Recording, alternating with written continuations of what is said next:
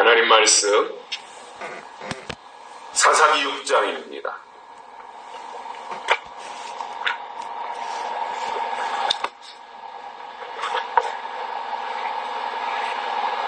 오늘 우리에게 주시는 하나님 말씀 사사기 6장 22절과 23절에 있는 말씀을 봉독해 드립니다. 구약성경 370쪽입니다. 사사기 6장 22절과 23절 봉독해 드리겠습니다. 기드온이 그가 여호와의 사자인 줄 알고 가로되 슬프도소이다. 주 여호와여, 내가 여호와의 사자를 대면하여 보았나이다. 여호와께서 그에게 이르시되 너는 안심하라, 두려워 말라, 죽지 아니하리라 하시니라. 아멘.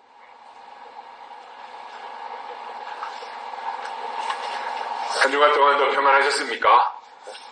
어제 유튜브를 통해서 성탄절 축하 예배는 다 잘 들으셨겠지요? 제가 어제 혼자니까, 제가 다른 분들 안 계시고 저 혼자 하니까 히터를 안 틀고 했어요. 9시 반 시간이 많이 춥더라고요.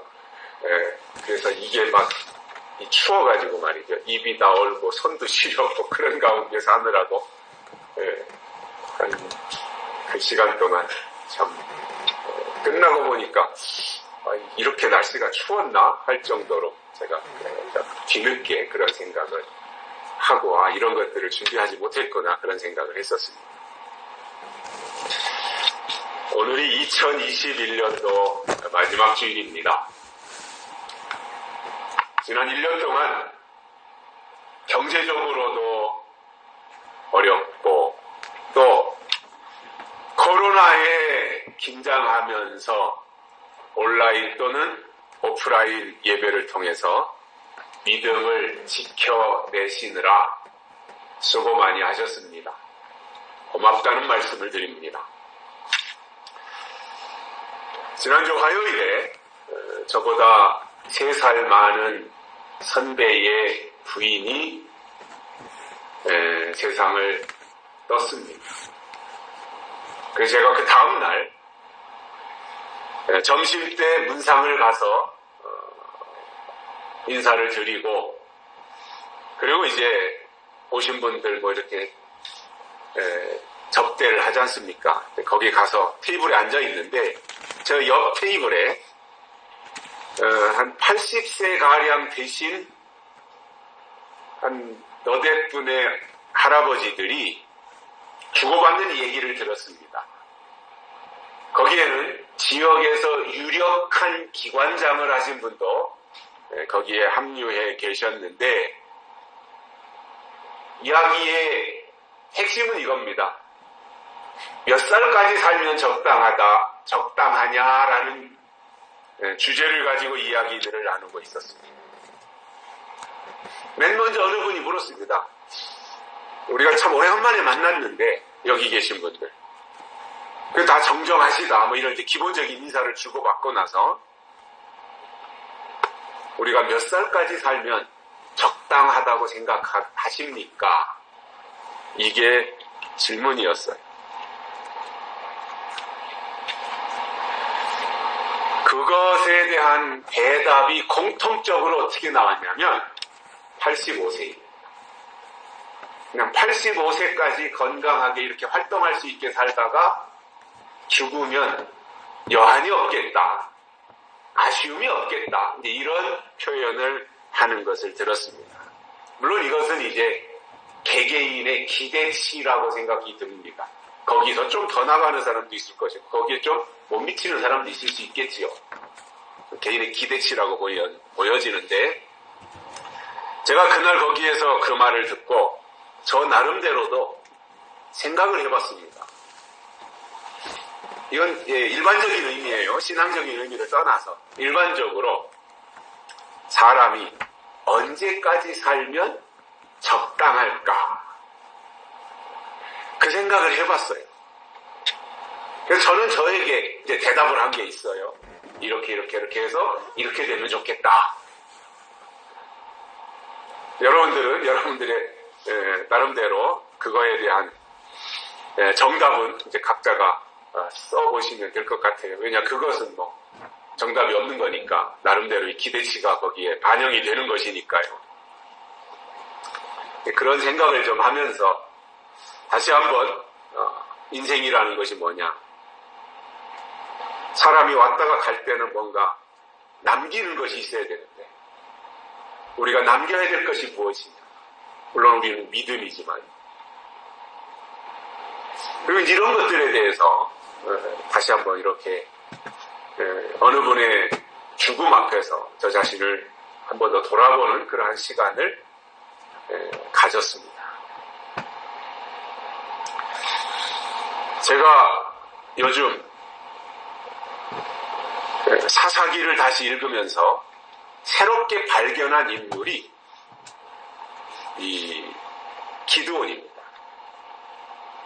기드온이라고 하는 인물을 제가 새로운 시각으로 지금 접근하고 있습니다. 아, 기드온이라는 분이 이런 분이구나. 기드온이라는 분이 이렇게 활동한 사람이구나. 이러한 것들을 제가 보는데, 뭐 제가 지난 시간에도 말씀을 드렸습니다만은, 기드온은 성격이 충동적인 성격이 아니에요. 누가 뭐라고 한다고 그래서 거기에 금방 동요돼가지고 그쪽으로 휩쓸리고 이런 사람이 절대 아니었어요. 성경에 나타난 모습이 그래요. 또 감정적인 사람이 아니라 매우 현실적이면서도 철저하고 꼼꼼한 사람이었던 것으로 제게는 비춰졌어요. 19절, 사사기 6장 19절부터 21절은 기드온이 여호와의 사자를 만나서 뭔가를 주문하는 내용이에요. 그리고 그거에 대한 결과가 이제 오늘 우리가 읽어드린 내용인데, 19절부터 21절은 이따가 집에 가셔서 읽어보시고요. 오늘 우리가 듣고자 하는 내용은 기드온이 여호와의 사자를 만나고 나서 그분이 여호와의 사자였구나 하는 것을 아는 순간, 깨닫는 순간 두려운 마음이 생긴 거예요. 오늘 여기의 표현은 그가 여호와의 사자인 줄 알고 가로되 슬프도소이다. 내가 여호와의 사자를 대면하여 보았나이다. 이렇게 표현하고 있지만 이 말을 바꾸어서 모세 오경에 나오는 표현 그대로 한다면은 하나님을 만나면 죽잖아요. 하나님을 본 자는 죽어요. 왜냐하면 너무나 거룩하신 분 앞에서 거룩하신 분을 죄인의 몸으로 보면 죽는 거예요. 근데 기드온이 여호와의 사자와 주고받은 대화를 나중에 가서 깨닫고 보니까 아이고 하나님의 사자였네, 여호와의 사자였네. 그리고는 큰일 났구나 생각하고 두려움이 엄습해온 것. 아이고 내가 죽게 됐구나. 그 생각이 이제 뒤늦게 기드온에게 다가왔던 겁니다. 그러한 기드온에게 여호와의 사자를 통해서 주신 말씀이 오늘 본문입니다. 그러니까 그 앞에 19절부터 21절에서 무슨 내용을 주고받았는지 그거에 대한 것을 이제 이따가 읽어보시면 오늘 우리가 듣는 말씀을 더 확실하게 이제 이해할 수 있게 되는데, 그 여호와의 사자를 만난 이후로 걱정하는 기드온에게 한 말이 무엇이었는지 오늘 세 가지를 깨닫고 은혜를 받겠습니다. 첫째로는 안심하라입니다. 기드온아 안심하라 이거예요. 걱정하지 말아라, 안심해라 이 말입니다. 여러분, 이 세상을 살아가는 모든 사람들에게 가장 첫 번째로 중요한 것이 있다면 아마도 안심일 겁니다. 안심. 안심하는 거예요. 그래서 이 세상에 태어나서 평생을 살아가면서 근심 걱정 없이 안심하며 평생을 살아간다면 그는 스트레스 받을 일도 없고, 그러니까 아마 잔병이 생기지도 않고 오래 살지 않을까 싶어요. 걱정하지 않고 안심하며 산다면. 근데 이게 쉽습니까? 안심만 하며 산다는 일이 이게 가능한 일인가요? 현실은 정반대일 것이라고 생각이 들어요. 이 안심의 반대말은 근심이나 걱정 이런 정도로 이제 사용할 수 있을 텐데, 사실 우리가 살아가면서 걱정할 일들이 얼마나 많습니까? 참 걱정할 일이 대부분이잖아요. 불투명한 내일에 대한 걱정, 또 취업을 앞두고 있는 청년들은 취업에 대한 걱정, 또 자녀를 두고 있으면 자녀들에 대한 걱정, 그 자녀들이 어떤 배우자들을 만나게 해서 어떻게 결혼을 하게 해야 될 것인가에 대한 걱정, 또 각자가 살면서 나이 들어가면서 이제 여기저기 몸이 아프고 병도 생기는데 그러한 건강에 대한 염려와 걱정, 이러한 것이 하나도 없는 사람은 없을 거예요. 다 모든 사람들이 그러한 염려 다발 속에서 살고 있다고 해도 과언이 아닐 것입니다. 그런데 성경에 보면 하나님의 일을 하는 사람들에게 하나님이 주시는 첫 번째 은혜가 안심이라는 말입니다. 우리가 뉴스를 보다 보면 범죄를 저지른 사람들의 심리 상태들을 이제 볼 수 있는데, 경찰관들에게 붙잡혀갈 때도 뭐 얼굴을 가리고 뭔가 뒤집어 쓰고 숨으려고 하고 이러한 모습을 보이고, 또 그 불안한 상태가 이제 심리적으로도 이렇게 쪼여오니까 매우 불안정한 모습들을 보이는 것을 볼 수 있는데, 그래서 이 범죄를 저지른 사람들은 불안하고 초조해서 안절부절합니다. 그러나 떳떳한 사람들은, 잘못한 것이 아무것도 없는 사람들, 떳떳한 사람들은 경찰관을 만나든 검찰을 만나든 전혀 동요될 필요가 없는 거예요. 왜냐? 잘못한 것이 없으니까. 떳떳하다는 거죠. 걱정하지 않더라는 거예요. 제가 1993년도에 자동차 운전면허를 취득을 했습니다. 근데 저는 그 운전면허를 취득하기 전에 이제 이미 운전을 배웠으니까, 잘은 못하지만 초보 운전이지만 운전은 배웠고 아직 운전면허를 취득하지 않은 상황에서 면허 없이 한 3달 정도 토요일날 학생들을 교회로 실어오고 또 학생 예배가 끝나면 실어다 주고 하는 일들을 했었어요. 한 면허 따기 한 3개월여 정도를. 근데 그때 이제 면허가 없이 아이들을 태우고 이렇게 시내를 다니다가 파출소 앞을 지날 때면 가끔씩 이제 거기 경찰관이 나와서 검문을 하니까 그때는 괜히 긴장이 되는 거예요. 야, 이것도 검문에서 걸리면 어떡하니, 나 면허가 없는데. 근데 이제 거기에 다행히도 교회 차에 이제 교회 이름이 차에 적혀 있으니까 앞에도 적혀 있고 옆에도 적혀 있고 뒤에도 적혀 있고, 경찰관들이 교회 차니까 그냥 보내주기도 하고 이제 그랬었습니다. 그러니까 긴장이 되는 거예요. 왜냐, 스스로가 내가 이거 무면허 운전자다라고 하는 것을 스스로는 알고 있으니까. 그때만 해도 이제 그런 것들이 좀 허술한 면도 있기도 했었고요. 그러다가 면허를 취득을 하고 나니까 떳떳한 거잖아요. 파출소 앞을 지나가든 경찰서 앞을 지나가든 내가 교통법규만 위반하지 않으면 가슴 졸일 이유가 전혀 없더라는 거예요. 왜냐? 내가 다 이제 면허도 취득을 했고 제대로 정상적인 운전을 하고 있기 때문에 그런 겁니다. 안심이 되더라는 거예요. 그때부터 면허가 있으니까 안심이 되더라는 거예요. 마태복음 14장 24절 아래로 쭉 나오는 내용을 보면 예수님이 한밤중에 바다 위를 걸어오시는 내용이 거기에 적혀 있어요. 그런데 이제 그 바다 위에 떠 있는 배 안에는 예수님의 제자들이 타고 있었던 거예요. 그런데 한밤중에 저 앞에서 물 위로 뭔가 물체가 걸어오니까 아이고 유령이다 유령 큰일 났다 우리가 있는 쪽으로 유령이 다가오고 있다고 소동이 일어난 상황이었을 겁니다. 무서워가지고 막 소리를 질러댔더니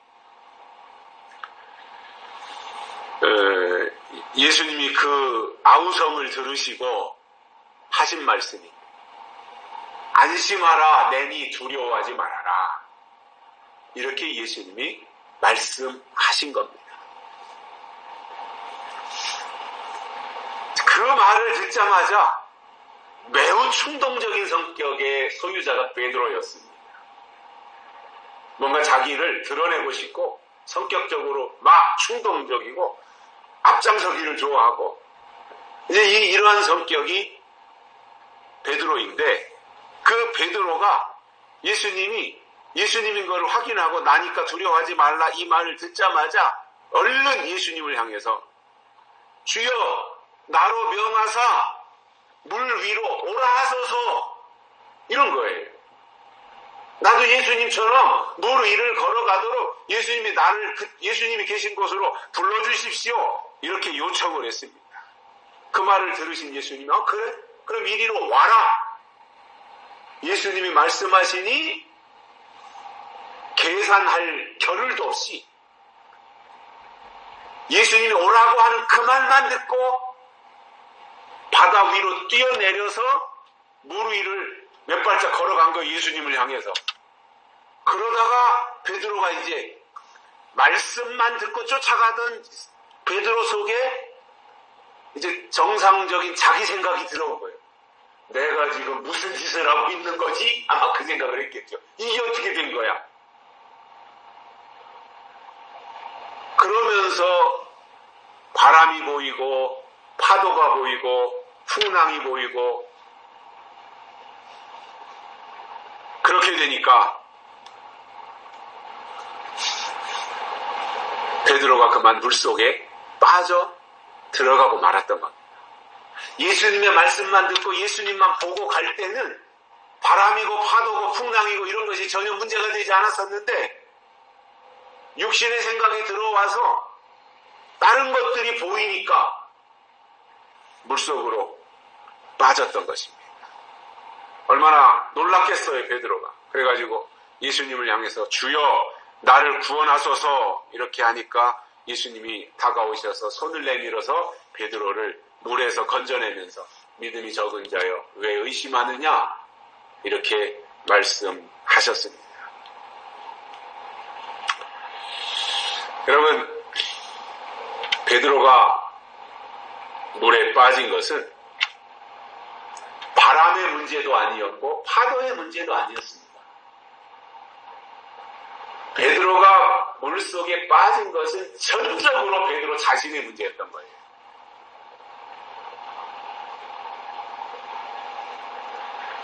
성경이 말씀하고 있는 믿음이라고 하는 것은 하나님만 바라보는 거예요. 주변에 어떠한 것도 보이지 않고 오직 예수 그리스도만 바라보는 이것이 믿음이더라는 말입니다. 그러면 믿음을 방해하는 건 뭐예요? 예수를 바라보지 못하도록 주변에서 자꾸 잡음이 생기는 거예요. 엉뚱한 것들이 나타나서 우리의 시선에 혼동을 주는 거예요.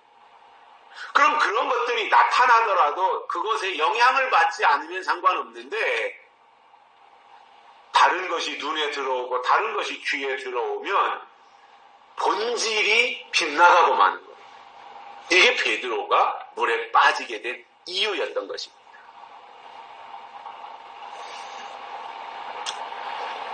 그럼에도 우리가 살고 있는 삶의 현장을 돌이켜보면 얼마나 많은 걱정과 근심거리들이 널브러져 있습니까? 요즘 코로나가 점점점 확산되면서 사실상 모든 사람이 하는 첫 마디가 코로나에 대한 걱정입니다.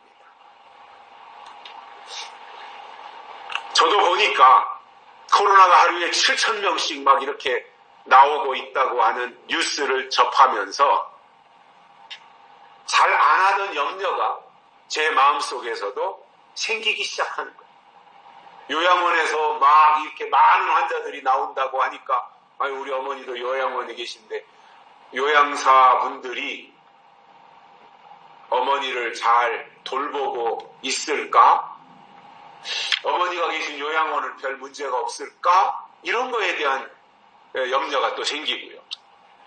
또 저에게 어린 손자, 손녀가 있는데 저렇게 어리고 청순하고 천진난만하고 애기이고 그런데 저런 아이들이 건강하게 씩씩하게 자라나야 될 텐데 이 코로나 때문에 정상적인 발육이, 성장이 가능할까?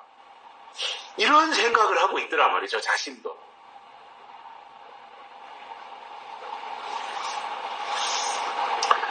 그러나 성경을 통해서 하나님이 우리에게 계속 말씀하시는 것이 있습니다. 그게 뭐냐면 나는 언제나 너와 함께하고 있다. 그러니 안심하고 두려워하지 말아라. 이 말씀을 하나님은 하나님의 사람들에게 계속 보내고 계시다는 거예요. 신호를 계속 보내신다는 거예요. 나는 너와 함께하고 있다.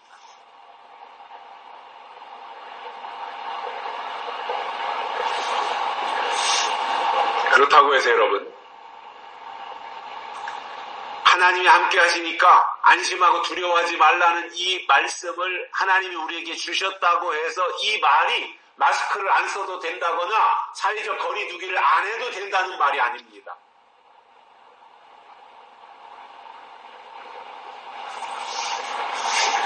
물론 저는 그렇게 생각을 합니다. 확진자 수가 다른 나라에 비해서 비교적 우리나라는 그동안 적게 나왔었습니다.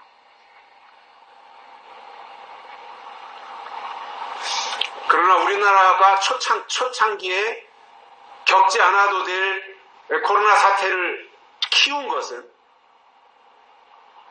문재인 씨가 공항이나 이러한 것을 차단하지 아니하고 다 열어지키고 있으면서 우리나라의 확진자가 급격하게 늘어나는데 1등 공신 역할을 한 것이 사실입니다.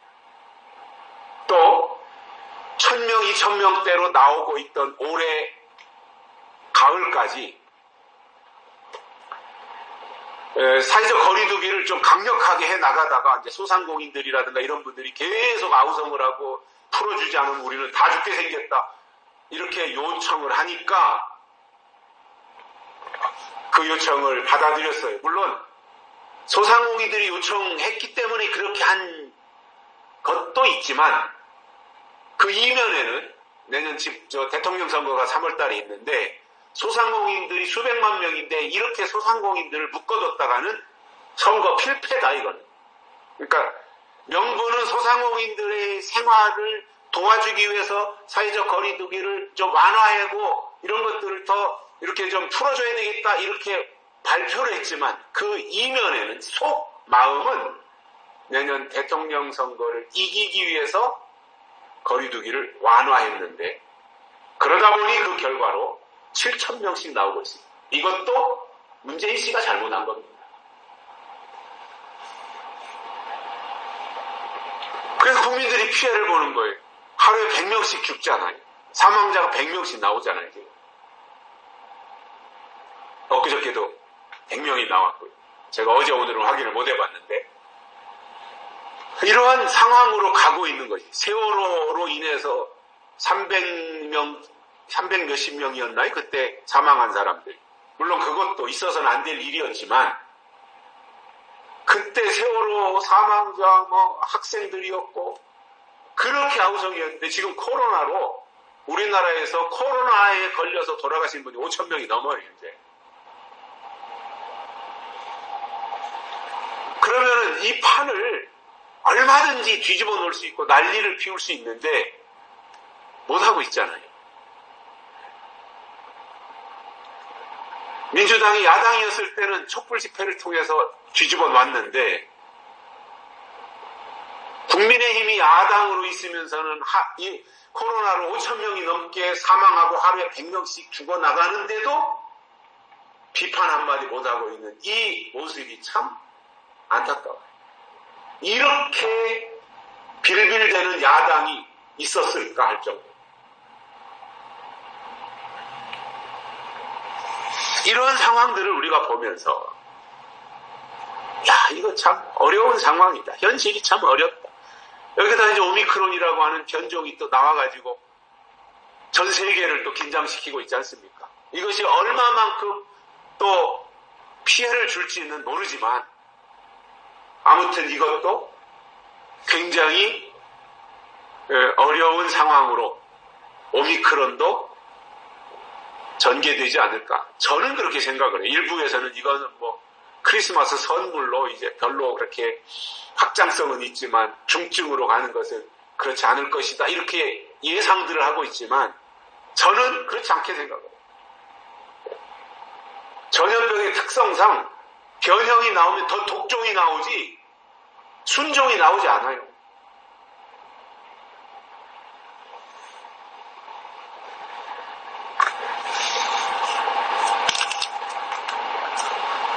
믿음을 오해하는 사람들이 있는데 자기 마음대로 다 해놓고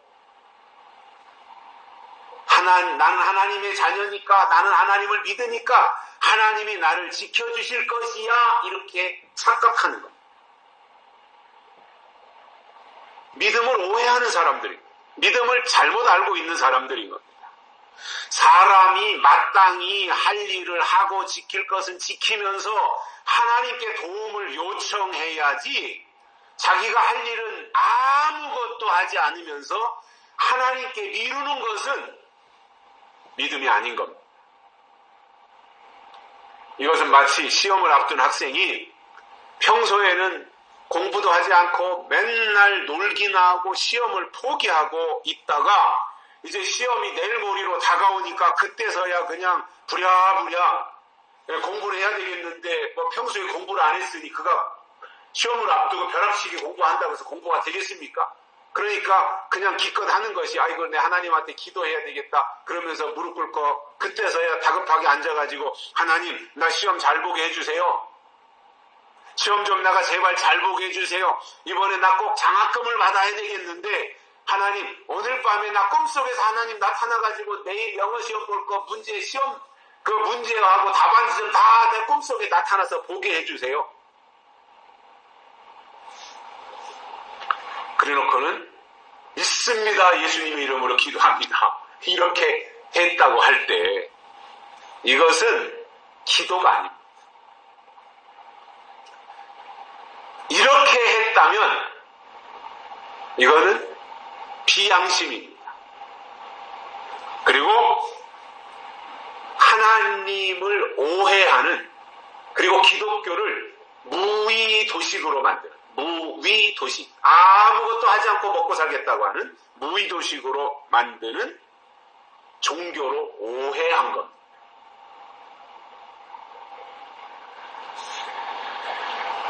시험을 앞두고 있는 정상적인 학생이라면 평소에 최선을 다해서 공부에 열중하다가 내일 이제 시험을 앞두고 하나님께 기도를 할 때 어떻게 해야 되겠어요?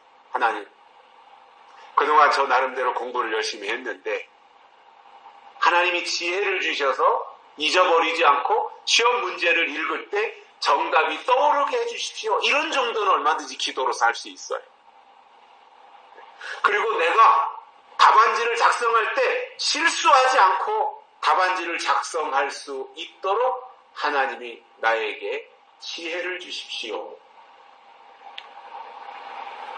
이것이 저는 정상적이고 하나님의 응답을 기대하는 태도라고 봅니다. 그래서 우리 기독교 신앙은 행운이나 요행을 말하는 것이 아닙니다. 감나무 밑에 가서 감 떨어지기를 기다리는 것처럼 하나님을 그렇게 믿는 것이 아닙니다. 우리 기독교는. 하나님이 우리에게 알려주신 신앙은 평소에 내게 주어진 일들을 그 현장에서 땀 흘려 최선을 다하여 일하고 가꾼 후에 가을에 탐스럽게 연근 열매를 기쁨으로 수확하는 것이 성경적인 노동관인 겁니다.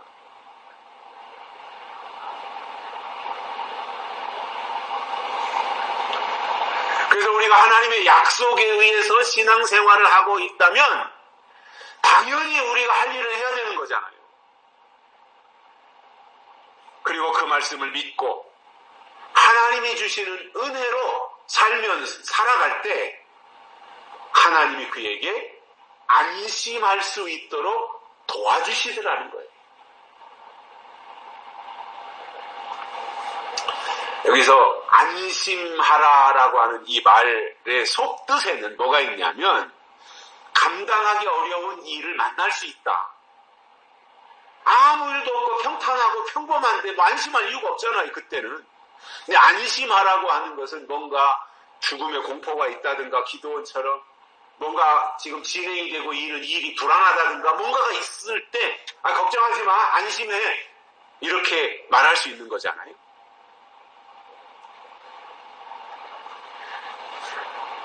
이것을 오늘 우리들에게 이 시대에 갖다가 접목을 시켜본다면 요한계시록에서 5째 나팔과 6째 나팔을 대환란이다 이렇게 말씀하고 있습니다.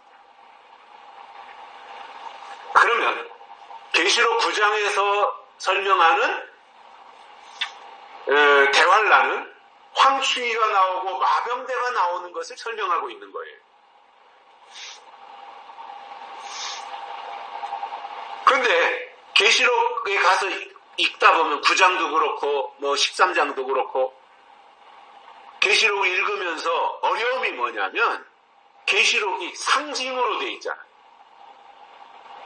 그러다 보니 계시록을 읽어 내려갈 때 내용 파악도 물론 어렵지만 그 상징으로 된 것들이 너무나 무섭고 때로는 소름 끼치기도 하더라는 겁니다. 그러니까 그것을 읽어 내려가는 그것이 읽으면서 오히려 마음속에 두려움이 생기는 거예요. 계시록을 읽으면서 두려움이 생겨요. 자, 그러면 이런 모순도 생길 수 있잖아요. 하나님은 평안을 주시는 분인데 계시록을 읽다 보면 두려움이 생긴다. 이거는 모순된 거잖아요. 왜냐하면 이런 거예요. 요한계시록은 문자로만 읽으면 그 속뜻을 파악하지 못하기 때문에 당연히 두려운 마음을 가질 수밖에 없어요. 그러나 계시록을 읽으면서 그 속에 담긴 뜻을 파악하고 하나님의 약속으로 그것을 접근해서 읽으면 그 계시록은 두려움이 아니라 소망인 것입니다. 저는 오래전에 저 나름대로 계시록을 읽으면서 제가 터득한 것이 있습니다. 뭐냐면 요한계시록이 우리에게 굉장한 소망을 주고 있다는 것을 발견했어요. 그래서 계시록은 소망이고 희망입니다. 왜냐하면 하나님이 우리에게 주시는 약속이기 때문에 그런 겁니다. 근데 그것을 그 속에 담긴 내용을 모르면 그리고 글씨로만 읽고 문자로만 읽다 보면 7머리 10뿔을 읽으면서 이런 희한한 동물이 어디 있냐 생각하면서 그 자체로 공포와 두려운 마음을 가질 수도 있습니다. 여러분, 황충이가 나오는 목적이 있죠. 그것은 계시록 9장 4절에 보면 이마에 하나님의 입맞지 아니한 자들만 해하더라 이렇게 말씀하고 있어요. 그러니까 황충이가 왜 나오냐면은 입맞지 않은 자들만 해하기 위해서 나오는 게 황충이에요. 그 황충이를 이기는 길이 뭐냐면 하나님의 인치심을 받으면 황충이하고는 거리가 멀어진다는 이야기입니다. 상관없어진다는 이야기예요.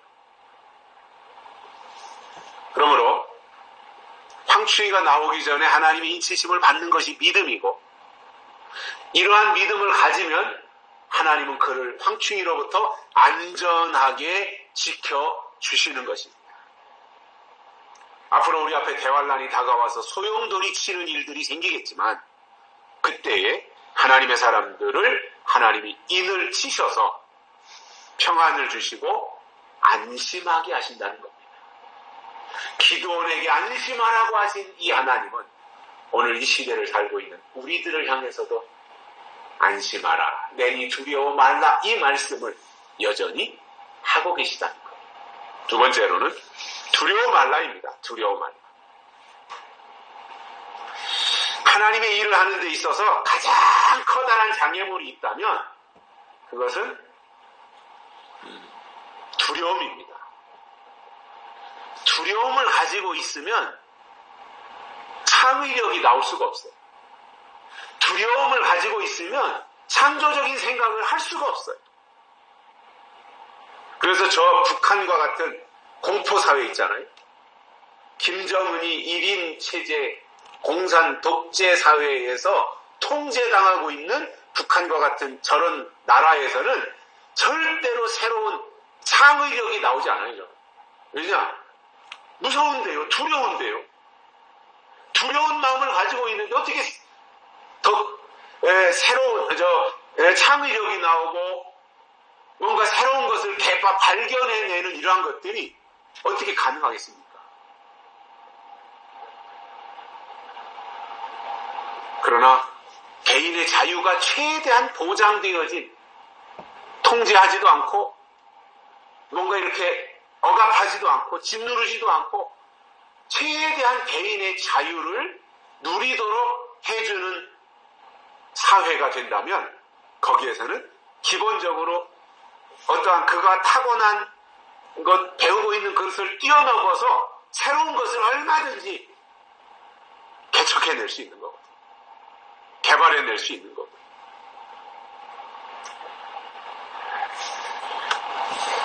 하나님이 하나님의 사람들에게 그렇기 때문에 주시는 것은 두려워하지 말라는 거예요. 두려워하지 말라. 하나님이 모세의 뒤를 이어서 가나안 땅에 들어갈 여호수아를 향해서도 하신 말씀이 그겁니다. 여호수아 1장 9절에서 보면은 두려워하지 말아라. 왜냐하면 내가 어디로 가든지 하나님 나 여호와가 너와 함께 하겠다. 이 말씀을 하신 거예요. 하나님이 함께 하겠다는데 뭐가 두렵겠어요?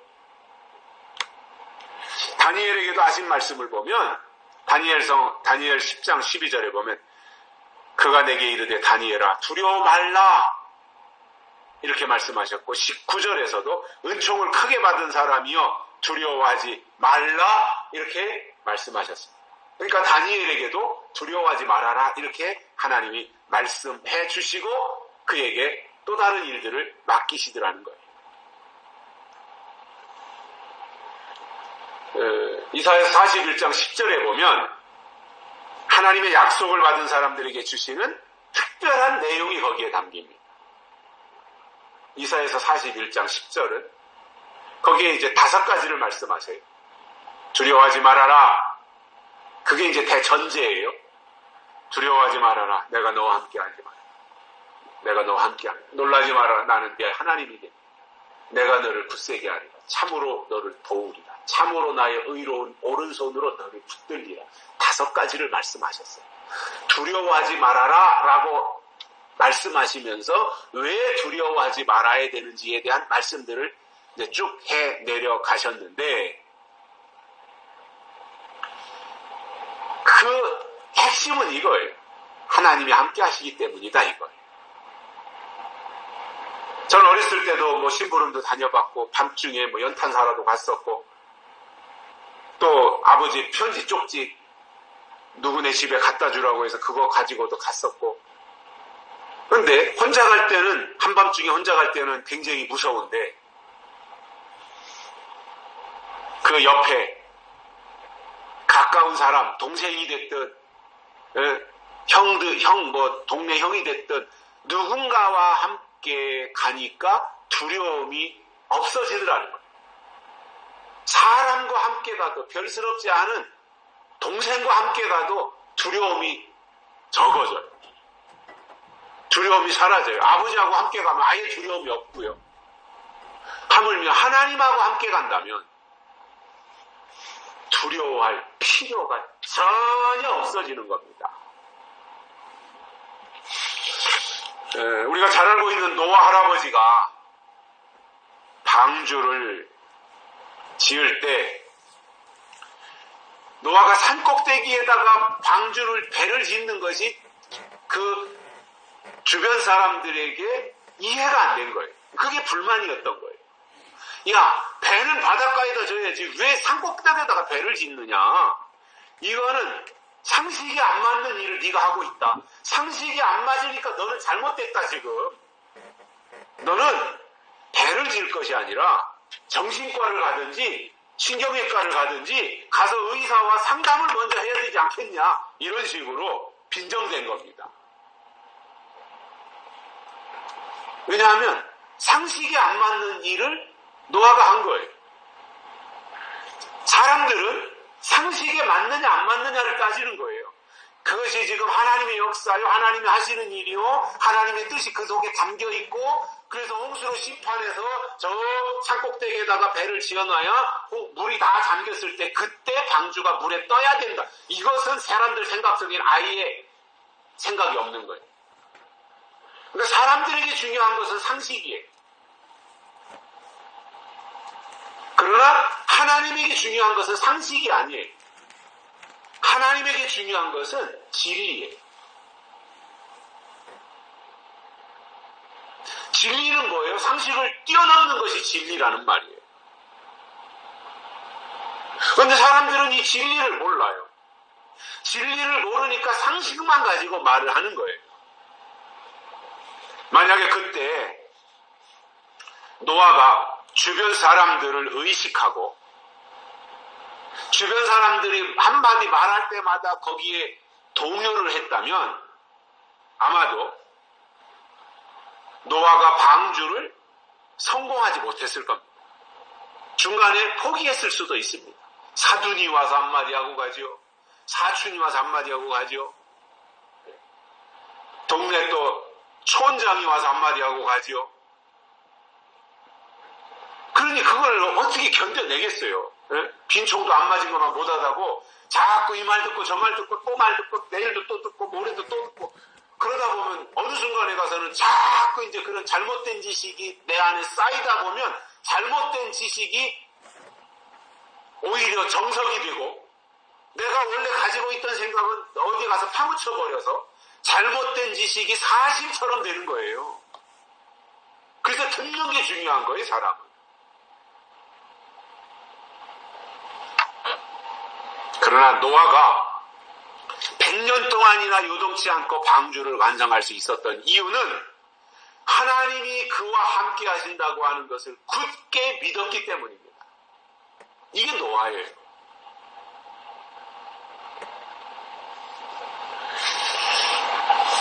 골리앗이라고 하는 장수가 이스라엘을 쳐들어왔을 때 저 멀찍이 서가지고 더 이상 접근해 오지 않아요? 그 경계를 딱 정하고는 더 이상 쳐들어오지도 않고 거기서 그냥 소리만 지르는 거예요. 이렇게 소리 지르고 저렇게 소리 지르고. 그때 아버지의 심부름을 왔던 다윗이 가만히 보니까 이게 좀 문제가 있거든요. 적군 적장 골리앗은 저 앞에 있는데 아군에는 아예 전열이 다 무너져버린 거예요. 싸울 의지도 다 없는 거예요. 그래서 다윗이 생각할 때는 희한하다. 참 이 나라를 지킨다는 장수들이 돼가지고 군인들이 돼가지고 이 꼴이 도대체 뭐냐. 나가서 싸울 생각은 하지 않고 저렇게 다 숨어 있으니 도대체 이 군대가 이게 뭐하는 군대냐. 다윗은 아마도 그렇게 생각을 했을 거예요. 그리고는 에이 형편없는 군대 니들이 나가서 싸우고 나라를 지킬 것을 기대하는 것은 이미 다 틀렸으니 내가 나가겠다. 그리고 골리앗을 향해서 이제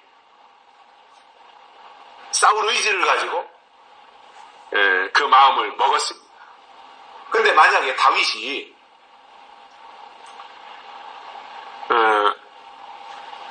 골리앗을 두려워했다면 물맷돌을 5개를 가지고 골리앗을 향해서 돌진하는 이 무모한 결정을 하지 않았을 거예요. 다윗 속에 골리앗에 대한 두려움이 있었다면. 그러나 다윗이 골리앗을 향해서 뒤도 돌아보지 아니하고 쏜살같이 뛰쳐나가면서 골리앗을, 저놈을, 하나님의 이름을 망령되이 일컫고 있으니 저놈을 내가 본때를 보여줘야 되겠다. 하나님의 자존심을 세워드리기 위해서 다윗이 달려나갈 때 다윗의 마음속에는 골리앗의 존재 자체가 별 의미가 없었던 거예요. 골리앗은 별 볼 일 없게 생각했던 거예요.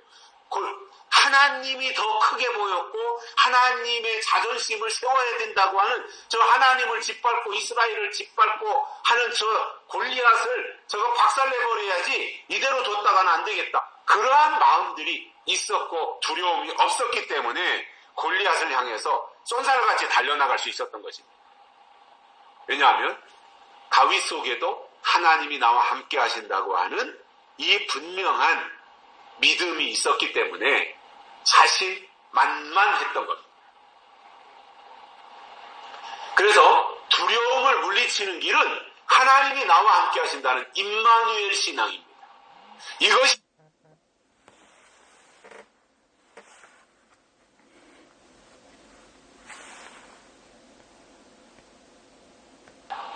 이것이 있으면 어떠한 두려움도 물리칠 수 있습니다.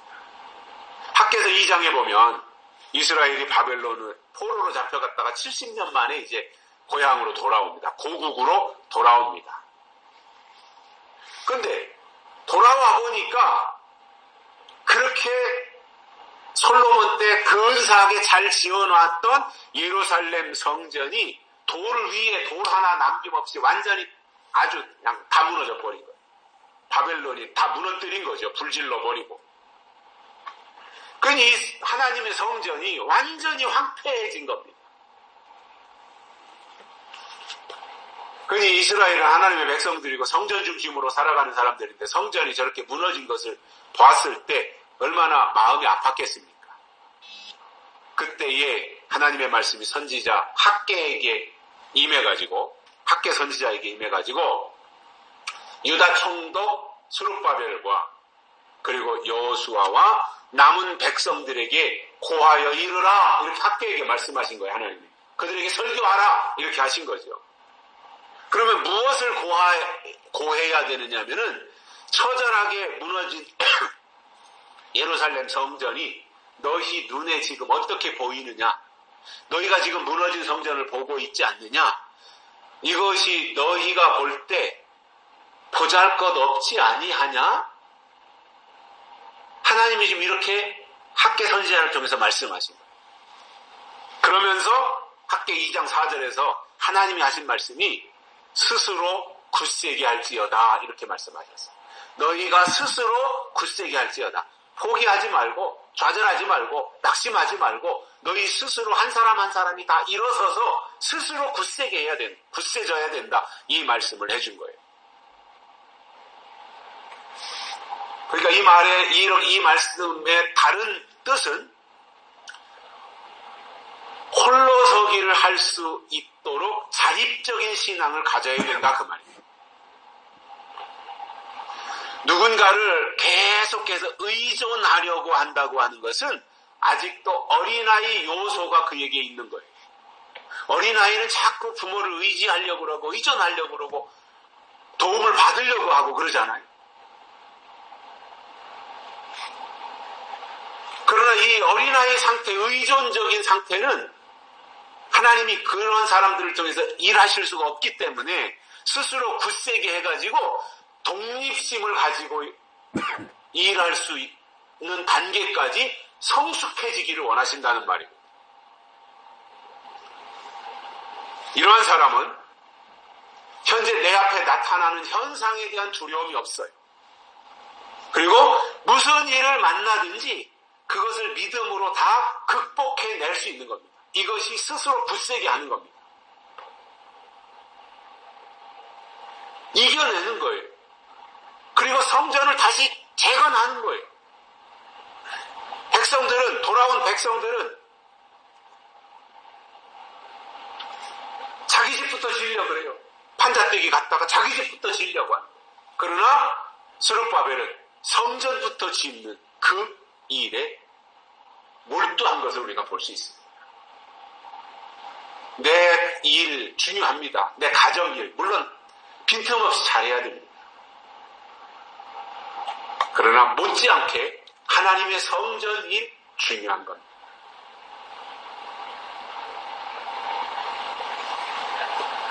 예수님이 오셔서 교회를 세우셨잖아요. 예수님 옆구리에서 교회가 나왔잖아요. 그러니까 하나님은 에덴 동산에서 최초로 가정을 주셨고 예수님은 이 땅에 오셔서 교회를 주셨어요. 가정을 제껴놓고 교회 일이 중요하다고 교회 일에만 몰두하면 덕을 못 세워요. 덕을 세울 수 없어요.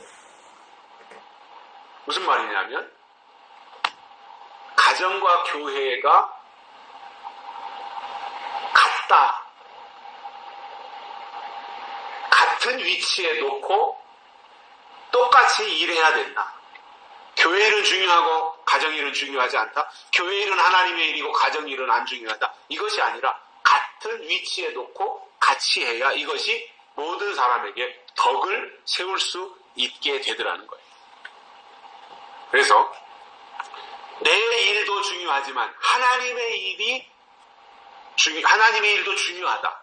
어찌 보면 하나님의 일이 한 발 앞서고 내 육신의 일은 그 다음으로 해야 된다. 이것이 어떤 우선순위에서는 맞는 거죠. 그래서 그러한 방향. 그러나 교회 일은 하나님의 일이고 가정 일은 육신의 일이니까 육신의 일은 안 해도 되고 저 뒤로 그냥 10번째, 20번째 뒤로 몰아놓고 애들 돌보는 일이나 돈 버는 일이나 이런 것에 대해서 전혀 관심 없이 하나님의 일만, 교회 일만 하면 된다. 이렇게 생각한다면 그 의식도 문제가 있는 거예요. 왜냐? 하나님이 최초로 주신 공동체가 가정이고 에덴 동산에서 예수님이 십자가에 달려 죽으시면서 주신 것이 교회이기 때문에 가정과 교회는 결코 소홀히 할 수 없는 공동체다라는 말입니다. 세 번째로는 죽지 아니하리라 이 말씀을 기드온에게 해주셨습니다. 죽지 아니하리라. 자, 구약에서 하나님을 보면 죽지요. 22절을 보시면 기드온이 그가 여호와의 사자인 줄 알고 가로되 슬프도소이다. 주 여호와여 내가 여호와의 사자를 대면하여 보았나이다. 19절부터 21절까지에서의 그 내용을 기드온이 지금 이렇게 말한 거예요. 그러니까 기드온이 이거 내가 여호와의 사자를 봤으니까 이제 나도 죽을 것이 아니냐 이렇게 염려하고 있을 때 죽지 않는다. 안심하라. 두려워 말아라. 죽지 않는다. 이 말은 가장 마음 든든한 말이었을 거예요. 만약에 말기 암 판정을 받은 사람이 걱정과 공포에 휩쓸려서 하루하루 처절하게 살고 있을 때 하나님이 어느 날 그에게 찾아가셔서 얘야 너는 절대 죽지 않는다. 내가 보장할게. 이렇게 하신다면 그 말보다 더 축복된 말이 있을까요? 죽음을 기다리던 암 환자가 너 이제 죽지 않아 하나님이 그에게 직접 말씀하셨다고 할 때 얼마나 그것이 신나는 말이겠어요. 시편 118편 17절에 이런 말씀이 있습니다. 내가 죽지 않고 살아서 여호와의 행사를 선포하리로다. 죽지 않고 살아서 여호와의 행사를 선포하리로다. 솔직히 병에 걸렸든지 암에 걸렸든지 죽지만 않는다면 뭐가 걱정이에요 그게.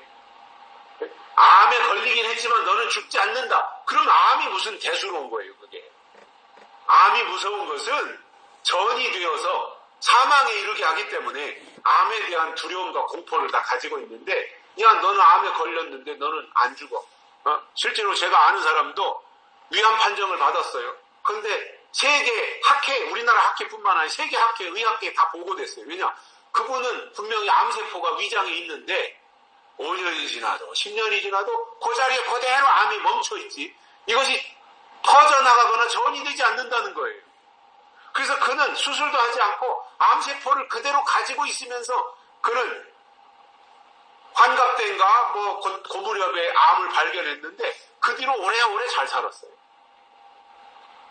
이런 경우도 있잖아요. 특별한 경우도.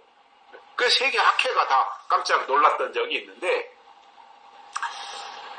오늘 올해 마지막 주일에 제가 이런 말씀으로 용기를 드리고 싶습니다. 뭐냐면 사명의 사람은 죽지 않는다는 겁니다. 사명의 사람은 죽지 않습니다. 언제까지? 그 사명을 완수할 때까지. 사명의 사람은 그 사명을 다할 때까지는 죽지 않는다. 그렇다면 우리가 무엇으로 살아야 되겠습니까? 사명을 위해서 살아야 되겠다라는 생각을 하면서 성경에서 하나님의 종이라고 하는 뜻은 하나님이 함께 하신다는 겁니다. 시대가 바뀔 때 엘리는 그 당시에 선지자였고 제사장이었어요. 그러나 하나님이 엘리 제사장, 엘리 선지자와는 함께 하시지 않았어요. 그리고는 엘리 곁에 있던 시중들던 사무엘과 하나님이 함께 하신 거예요. 사람들은 엘리를 크게 봤어요. 사무엘은 몸종이고 사환이고 하니까 사무엘을 눈여겨보는 사람 아무도 없었어요. 그리고 엘리가 제사장이었고 엘리가 선지자였기 때문에 사람들이 다 엘리를 떠받들었어요. 그러나 시대가 바뀌면서 사람들은 아직 엘리를 주목하고 있었지만 하나님은 사무엘에게 마음이 가 있던 거예요. 그래서 이제 사무엘을 그때부터 서서히 들어서 쓰시고 엘리 시대는 종말을 고하게 됐던 것을 우리가 성경을 통해서도 보게 됩니다.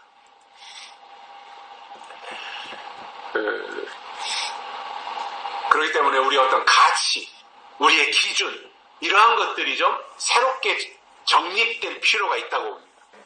유명한 교회, 규모가 크고 숫자가 많이 모이는 것을 하나님은 증거로 삼으라고 말씀하시지 않았어요. 그건 증거가 될 수 없어요. 그러한 것을 증거로 삼으면 그는 잘못될 수 있어요. 그것보다 더 중요한 것은 임마누엘의 역사가 있어야 하나님이 함께 하시는 증거가 되는 거잖아요. 그게 하나님의 종이고 하나님이 함께하는 교회라고 하는 증거가 되는 거잖아요. 그런 것이. 그래서 정말 하나님이 함께하는 임마누엘의 역사하는 교회의 증거가 뭐냐면 예언의 말씀을 깨달을 수 있는 지혜가 있더라는 거예요. 그래서 아무리 세상이 타락하고 교회가 무너져도 하나님이 함께 하시는 종과 하나님이 함께 하시는 교회는 증거가 있어요. 근데 세상 사람들은 병 고치고 능력 행하고 이런 것을 증거라고 생각을 하는 거예요. 그러나 정말 하나님이 함께하는 교회에 주신 증거가 뭐냐면 계시록을 약속의 말씀으로 깨닫고 그것을 나타내는 것. 물론 쉬운 일이 아닙니다. 핍박이 있을 수 있습니다. 반대에 부딪힐 수 있습니다. 비난이 쇄도할 수도 있습니다. 그러나 사람이 인정을 하든 인정을 하지 않든 그것과는 상관이 없이 하나님이 함께 하시는 교회와 종들은 반드시 계시록의 예언과 약속을 증거하는 이것이 하나님이 함께하는 증거더라. 결론으로 하나님의 사자가 기드온에게 나타나서 염려하는 기드온에게 기드온아 두려워하지 말아라, 안심하라, 그리고 죽지 않으리라 이렇게 말씀하신 것은 하나님이 기드온을 지켜주시겠다는 거예요. 도와주시겠다는 거예요. 하나님이 기드온을 쓰시겠다는 거예요. 그래서 하나님의 일을 하다 보면 장애물을 만날 수도 있고 어려움에 부딪힐 수도 있지만 그 순간순간 하나하나를 믿음으로 나아가면서 극복할 때 하나님은 임마누엘로 지켜주신다는 것을 기억하고 끝까지 하나님 편에 서서 하나님을 위해 살아가시기를 주의 이름으로 축복합니다. 살아계신 하나님 감사합니다. 오늘도 우리를 불러주시고 말씀을 허락해 주셔서 감사를 드립니다. 이 말씀이 끈이 되어서 우리가 더욱더 하나님과 연결되게 하시고 하나님의 뜻이 무엇인지 깨닫고 발견하는 저희들 되도록 인도해 주시옵소서. 다시 오신 예수님의 이름으로 간절히 기도드리옵나이다. 아멘.